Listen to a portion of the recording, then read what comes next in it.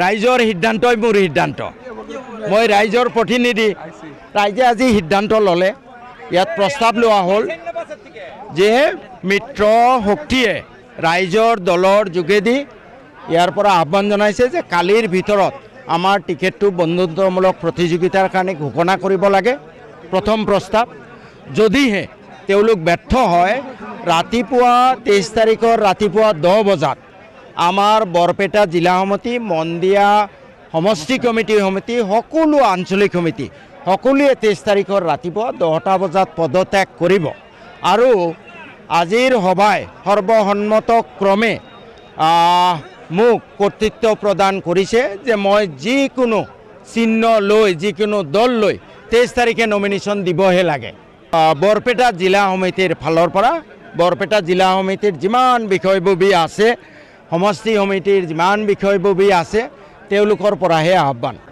আচলতে মই যিমান দূৰ জানো, অসমৰ প্ৰায় 60-65% মানুহ বৰ্তমান বিজেপি বিৰোধী। বিজেপিয়ে খুব বেছি 30-32-33% ভোট পায়। এই 65% মানুহে বিচাৰিছে সকলো বিৰোধী দল একেলগ হৈ নিৰ্বাচনত জঁপিয়াই পৰা, যাতে বিজেপি লাভান্বিত হ'ব নোৱাৰে।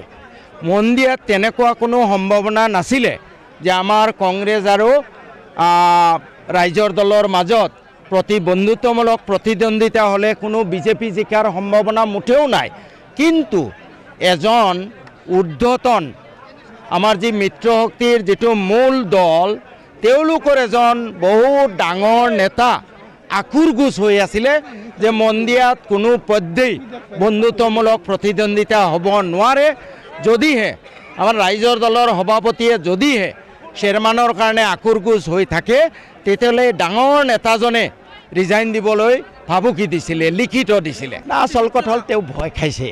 বিৰোধী মানে যিজন শুনক ব্যক্তি স্বাৰ্থৰ কাৰণে যিজন নেতাৰ কথা ক'লোঁ, তেওঁৰ এজন মানে গুড বুকছত এজন মানুহ আছে, সেই মানুহজনক যিকোনো পদ্ধতিৰে জিকিব লাগে। আৰু মই যদি বন্ধুত্বমূলক প্ৰতিদ্বন্দ্বিতা কৰোঁ, তেতিয়াহ'লে চকুৰ মণি হাৰি যায়। সেইটো কাৰণে লাগিলে যি হয় হৈ থাকক, কিন্তু তেওঁৰ চকুৰ মণি জিকিব লাগে। আৰু সেইকাৰণে অখিল গগৈ ডাঙৰীয়া, মই ভাবোঁ বৃহত্তৰ স্বাৰ্থত তেওঁ নথি স্বীকাৰ কৰিবলৈ বাধ্য হৈছে। তেওঁৰ প্ৰতি মোৰ কোনো আক্ষেপ নাই। তেখেতে শেষ মুহূৰ্তলৈ চেষ্টা কৰিছিল বুলি মই জানো। দুৰ্বল হোৱা নাই। একমাত্ৰ গোটেই অসমৰ ৰাইজৰ স্বাৰ্থৰ প্ৰতি লক্ষ্য ৰাখি 171জন বুদ্ধিজীৱীয়ে অখিল গগৈক চিঠি লিখিছে, ভাই তুমি যিকোনো স্বাৰ্থৰ বিনিময়ত তুমি মিত্ৰতা কৰা। যি চিঠি লিখিব লাগিছিলে আচলতে কংগ্ৰেছ দলক। গতিকে তেওঁ সাংঘাতিক প্ৰেছাৰত আছে। আৰু এই যিজন নেতাৰ কথা ক'লোঁ, তেওঁ আনকি আন এটা দলৰ হতুৱাইও চিঠি লিখাইছে যে আপোনালোকে লিখক অখিল গগৈক যে তোমালোকে যদি চেয়াৰমেনক প্ৰাৰ্থিত্ব দিয়া, তেতিয়াহ'লে আমি মিত্ৰতাত নাথাকোঁ। গতিকে মিত্ৰতাটো বুমেৰাং হৈ যায়। গতিকে অখিল গগৈ ডাঙৰীয়াই গোটেই অসমৰ বৃহত্তৰ স্বাৰ্থৰ কথা চিন্তা কৰি বোধ হয় উইলি নিলি মই ভাবোঁ তেওঁলোকে বৃহত্তৰ মংগলৰ কথা চিন্তা কৰিছে। কিন্তু বলি একো নহয়, দেখিছে নহয় ৰাইজৰ সিদ্ধান্ত। ৰাইজে ইচ্ছা কৰিলে একো টিকেট নালাগে। আজি সভাত কৈছে যে কচুৰ পাত লৈ আহিলেও আমি চেয়াৰমেনক জিকাম। আৰু বোধ হয় বা মন্দিয়া সমষ্টিৰ ৰাইজ যিমান আৱেগিক হৈছে, এই যে কাৰোবাৰ চকুৰ মণি, তেওঁ বোধ হয় অভিলেখ সংখ্যক ভোটত পৰাজিত হ'ব। আৰু সেই নেতাজন ইলেকশ্যনৰ পিছত ময়ো ভৱিষ্যতবাণী কৰিলোঁ, তেওঁ বিজেপি গমন কৰিব। আপুনি বিচৰা বাতৰি পাব কেৱল নিউজ 18 এপত।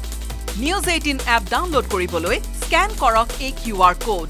গুগল প্লে ষ্টৰতো পাব এই নিউজ 18 এপ।